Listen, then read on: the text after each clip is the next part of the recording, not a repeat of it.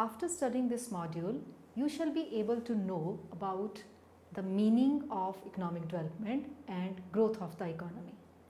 Learn about the production function, understand about the production and productive activity, and understand the general equilibrium growth model.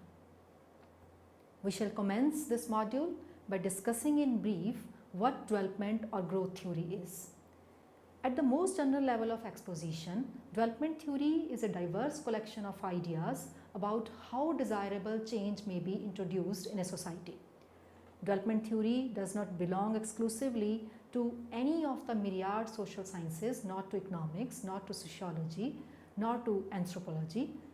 Development theory is instead a broad set of beliefs about the fundamental dynamics of human societies that informs and is informed by most of the social science disciplines studied in modern universities today.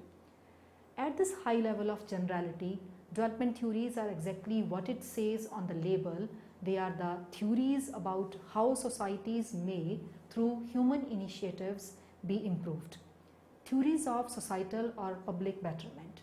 Development theory seeks through crucial social variables whose correct manipulation may bring about the required development outcomes.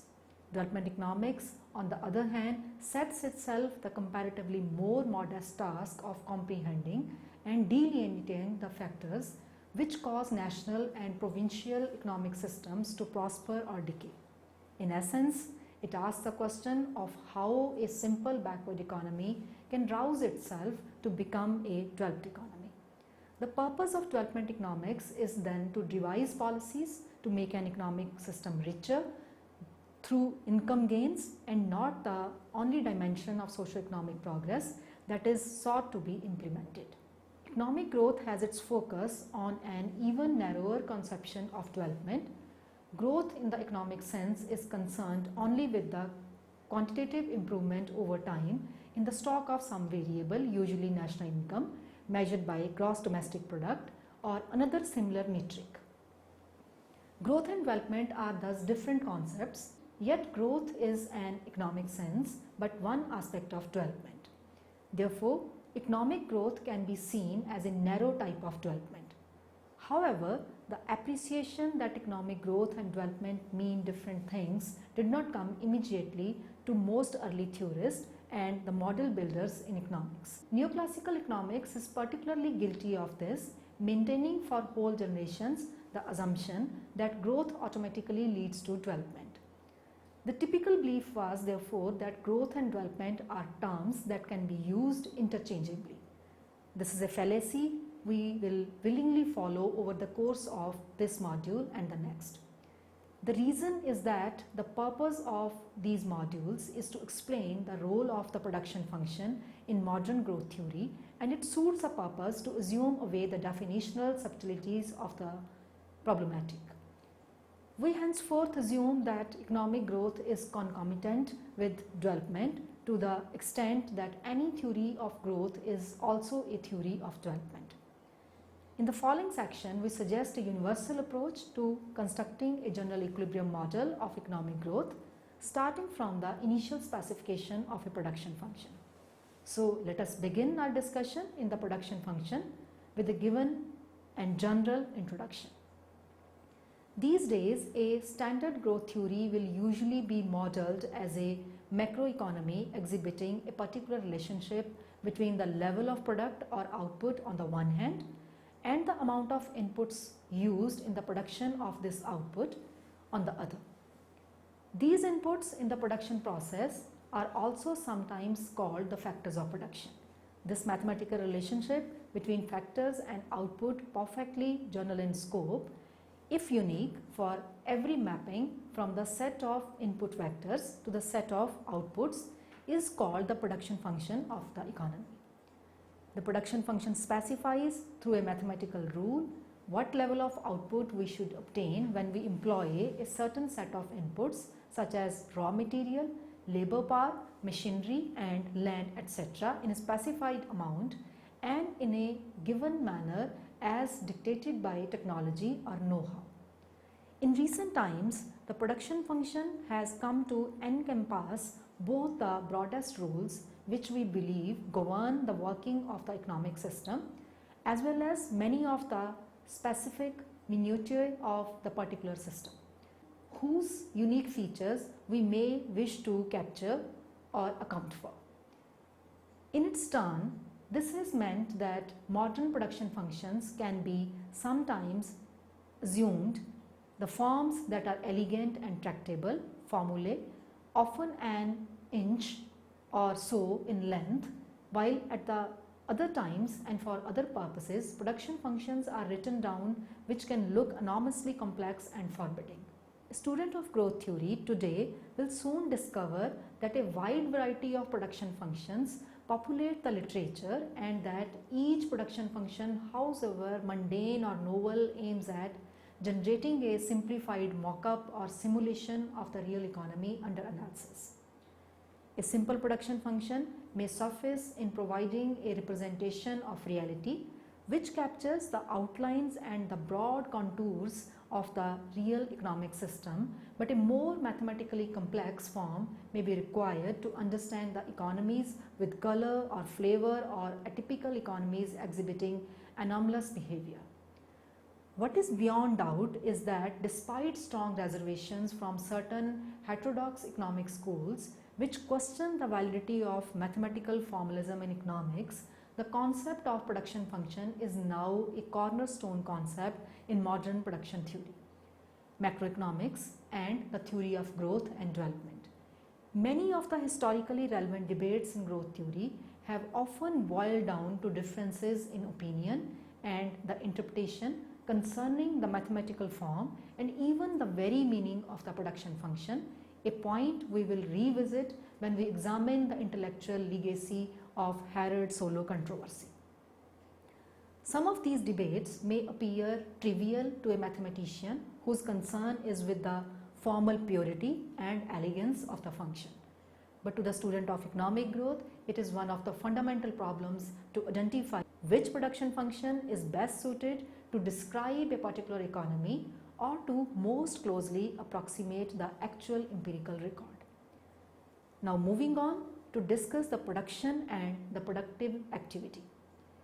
And yet, important as the problem of adequately specifying the production function is, for the moment it is a secondary concern. As a peripatetic, let us first ask ourselves a question which is very simplistic, and indeed to some ears it will sound naive. Why do a society undertake production of any sort in the first place? Indeed, the straight answer is that the basic purpose of all productive capacity is consumption, the generation of valuable goods and services, whose value lies precisely in the fact that their utilization yields to the user a certain quantum of well-being or a limited satisfaction of some wants and needs. The degree to which such needs are satisfied for an average individual in an economy is a measure of the success of the production process. In simple terms, production processes which create more well-being for a greater number of people are more successful and more accomplished, and the countries that adopt such production techniques are richer and more prosperous than those that do not. In the framework we will adopt for the remainder of this module, the assumption is that more real output equals more welfare for a nation or community. This is to say that we assume that production processes and activities that increase well-being do so by generating more output. This is a classical assumption of the equivalence between economic growth and development. This is so since production activity and well-being are associated in two ways. Firstly, when there is an improvement in the quality to price ratio of the commodities, it becomes cheaper for the consumers to afford a certain level of well-being or utility, and hence production improvements of a qualitative nature raise the average level of well-being. Well-being is also thought to increase when level of income rises, since even assuming that the qualitative aspect of product does not change, a larger real income implies that people can consume more and derive a greater quantum of utility from this higher level of consumption. Most modern measures of economic well-being account only for the effects of income increments. Since gains from quality price ratio improvements is still very difficult to measure using currently collected production data. Economic growth, which is measured by GDP, recognized by Adam Smith in his post-mercantilist world as the most crucial of all elements anchoring a nation's ambitions, is thus closely related to growth of well-being. Increases in productive capacities of the nation enlarges the corpus of goods and services available for trade, raising in turn the level of well-being that people may derive from the consumption of more goods and services. Productive activity itself may take many forms, depending on who is undertaking the process of production, why, and for whom. Three major streams of productive activity distinguished in such a manner may be typified in the following lines: production for the household, production for the market, and production for the public economy. To elaborate the first of these, consider a productive activity which may occur within the domain of the household, where broadly defined goods and services such as clean habitation, physical security and comfort, and home cooked meals are produced by various members of a household for their own consumption. Since goods and services produced in the household are generally non-traded, they are excluded from consideration as economic production, though undoubtedly valuable and useful in themselves. Thus, despite their intrinsic value, items of household production do not have an associated economic price, since they are produced for direct consumption by the household and not for sale. No incomes are generated since no money has changed hands, though value and output of course has been created. This is very different from the case of those goods and services which are produced for sale in a market. Such goods are produced in order that they may be traded or other goods and services, and hence production for the market is properly considered to be economic production. Often a further simplifying assumption is imposed on this type of production, that is, production for the market is considered to be the production in pursuit of profit, or the amount of a producer's revenue net of her costs. The third category concerns the production of what are known as public goods, goods that are non-rivalrous and the non-excludable in use, typical examples of which are street lighting, knowledge, or national security. Public goods ought to be provided to the citizens by their respective governments. Free markets generally prevail to ensure optimal supply and allocation of such goods.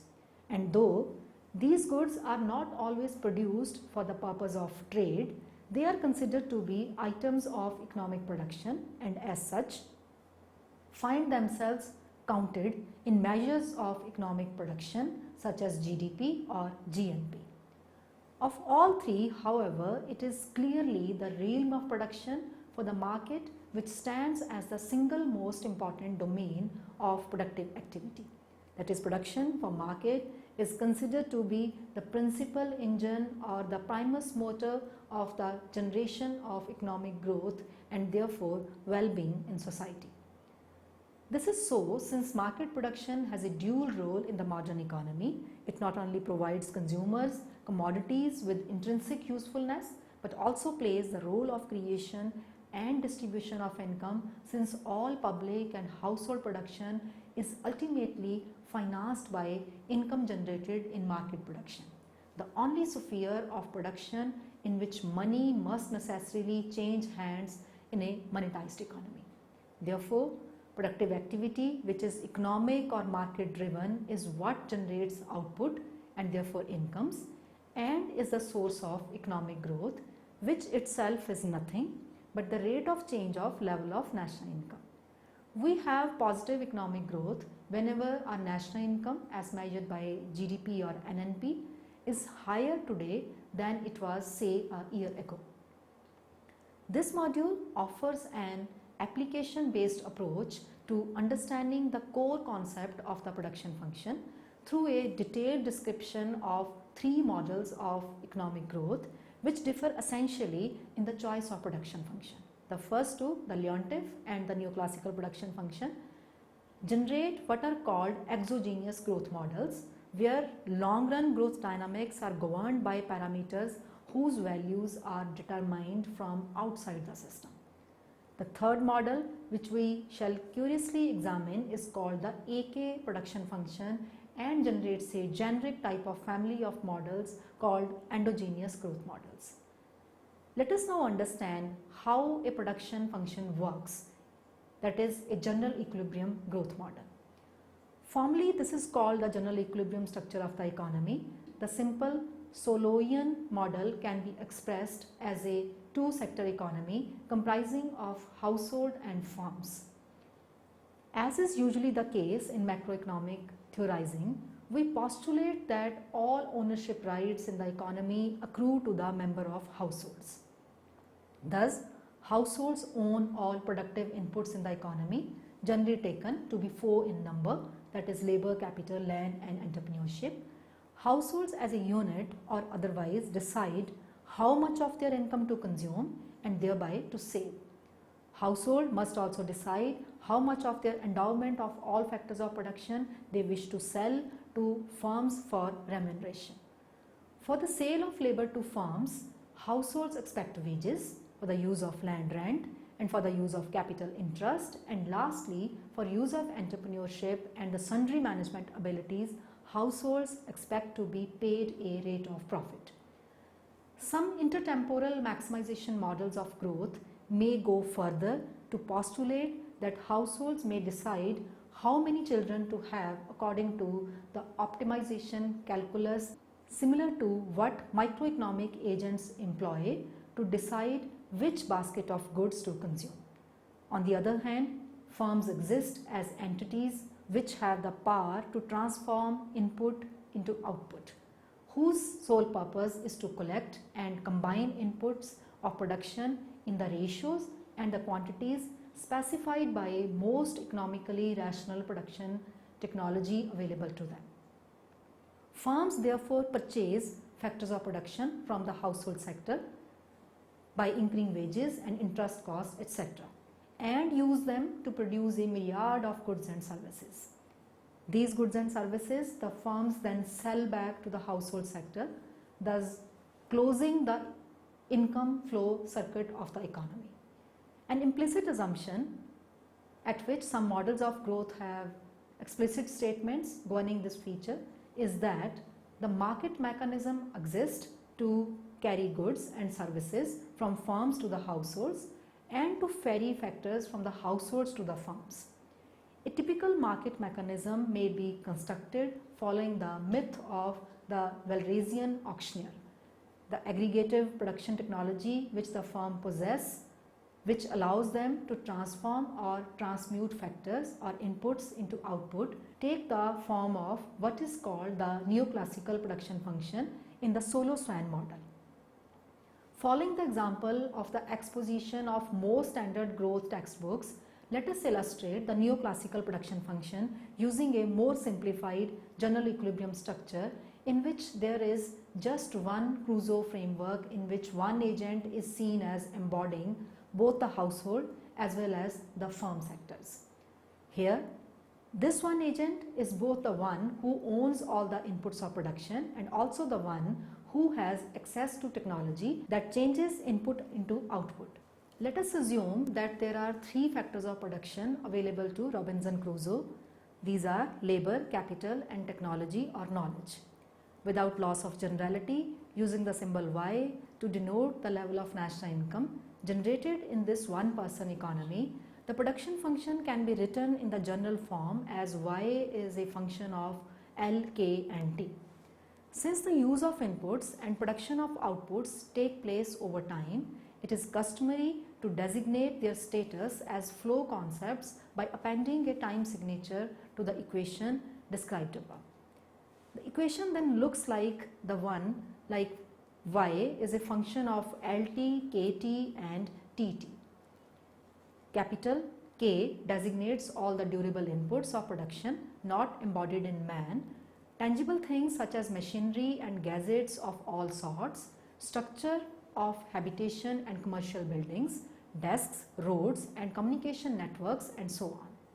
The classical notion of capital as congealed or crystallized labor can be maintained if we employ a slight expansion of the terms. Capital can then be seen as congealed or dead productivity. Capital goods can be said to have been created in the past by production function. Intangible capital can be included in this designation if and only if it is rival in consumption. That is, a particular quantum of capital can be used by only one producer in one production process at a time. The stress on rivalry is something that we did not inherit from Harrod-Domar framework. The reason we now include this missive is because subsequent models of growth have discovered that non-rivalry in consumption, along with certain other characteristics of inputs, can lead to existence of increasing returns to factor, income divergence and multiple equilibria among other things. The second factor that appears in the equation is the one designating the input of labor, L. In general, labor signifies those qualities of production that inherit in the physical human body. But these do not merely mean that labor is limited to capturing the productive power of sinew and muscle alone. The modern conception of labor includes under the designation not only physical strength and health, but also hard and soft skills and mental and psychological faculties. Labor is also rival in consumption, and the unit of measure is the man hour. A man hour is 1 hour's worth of work from one worker. The third factor of production encapsulates our explanation of how labor units and capital units know in what manner to organize in order to generate output. Technology is how firms know what they need to do in order to transform inputs into output. In order to actually be able to produce output using the factors of production bought from the households, firms need access to basic procedures, designs, or blueprints that enable the transmutation of inputs into output. Technology is also important for the fact that it is the one factor among the three which is permitted to assume a non-rival nature. In fact, we assume that all technology or knowledge is non-rival in consumption. If one person is using a technology at the moment, this fact does not restrict any other agent from using the same technological article at the same time. For instance, when it is discovered exactly how to produce steel using iron ore and coke, then any number of firms or businesses could set up a steel factory using the same blueprint or the procedural simultaneously. This is because knowledge does not diminish when more persons consume it. On the contrary, it can spread without loss of content or quality and even nearly costlessly. Knowledge, though non-rival in consumption, may or may not be excludable. Certain knowledges like the fundamental axioms of Euclidean geometry are available to everyone and anyone with a desire to learn, and yet other knowledges or procedures are protected by international property rights regime, and such are only accessible by selected parties. Barrow and Salai Martin quote Thomas Jefferson to show that the understanding of the non-rival but excludable nature of technology or knowledge has been around for some time. They quote Jefferson as stating, if nature has made any one thing less susceptible than all others of exclusive property, it is the actions of the thinking power called an idea, which an individual may exclusively possess as long as he keeps it to himself. But the moment it is divulged, it forces itself into the possession of everyone, and the receiver cannot dispossess himself of it. Let us now return to our conceptualization of one-person Robinson Crusoe economy. Let us say that this single universal agent can use her endowments of capital, labor and technology to produce one homogeneous good as output. Let us say this output is some kind of putty which can be used both as consumption good as well as an investment good. Investment is used to create new units of newer vintage capital goods or to replace or maintain used up or worn out, that is depreciated capital, with the same or newer vintage capital goods. The income accounting identity for the simple Robinson Crusoe economy take the form familiar to anyone with an undergraduate training in macroeconomics. So, YT is equal to CT plus IT. Here, we assume that investment equals savings identically, since YT minus CT is equal to ST by definition, and by identity IT is equal to ST. Here, we ignore the question of whether this identity is true ex post or always true. Micro-founded models of growth originating in the Solovian tradition would tend to assume that there is no independent investment function, implying that equality between saving and investment is always true. It also follows that the saving rate equals the rate of investment. Let this rate of saving equal a fraction S of national income Y.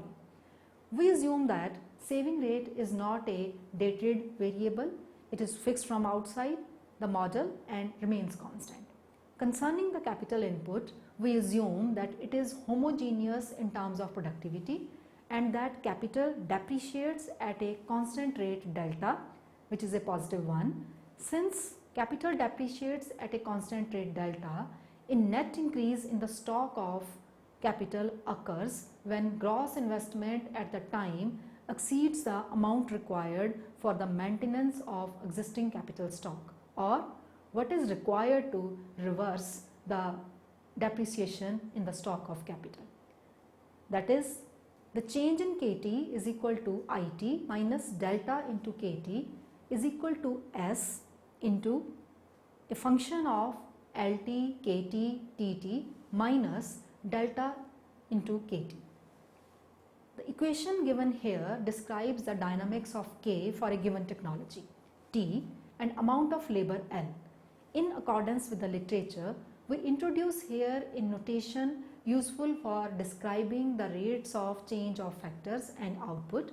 A single dot over the variable is used to denote differentiation with respect to time. Therefore, in this equation, KT dot is equal to dKT upon dt. In general, for any variable zt, its first order time derivative is denoted as z dot. The assumptions governing labor in this simple setup state that all units of labor are of same productive quality. Every worker has the same skill level, which we normalize to 1. We assume that every worker decides to devote the same number of hours per day to work and that every eligible worker participates in the workforce. These assumptions imply that variations over time in the supply of labor are due exclusively to the rate of growth of the population. We assume here that population and therefore labor grows costlessly at a constant exogenously determined rate n.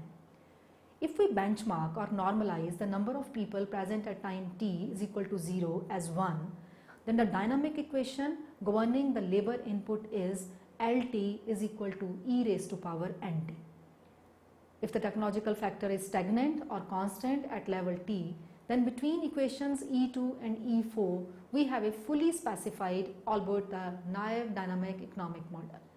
The rate of economic growth is then nothing but the rate of change in the level of stock of national income from one time period to the next, which is motivated by the change in capital stock as given by equation 2 and the change in labor stock given by equation 4. At the level of generality assumed so far, this is all we can say about the model. In order to learn something more about the nature and dynamics of growth which the model might exhibit, we need to specify the particular form of production function with different choices of production function can give rise to widely different expectations from the theory of growth, and generate varied hypotheses which are contradictory enough for fueling ivory tower debates for generations. Let us summarize what we have discussed in this module. In this module, we have discussed two of the earliest types of production function employed. The first, chronologically, is the Leontief or the input-output function put to employment by Hairedormer growth models of growth, and the second and later production function is the neoclassical Solo-Swan type, an example of which is the Cobb-Douglas. We will apply the general formulae we have noted in this chapter to these production functions and undertake a brief analysis of how they suggest differing predictions and the outcomes about the economy. We also introduce a simplified version of a generic endogenous growth model which uses a production function called the AK function, itself a subtype of the more general CES, that is the constant elasticity of substitution production function. That's all with this module.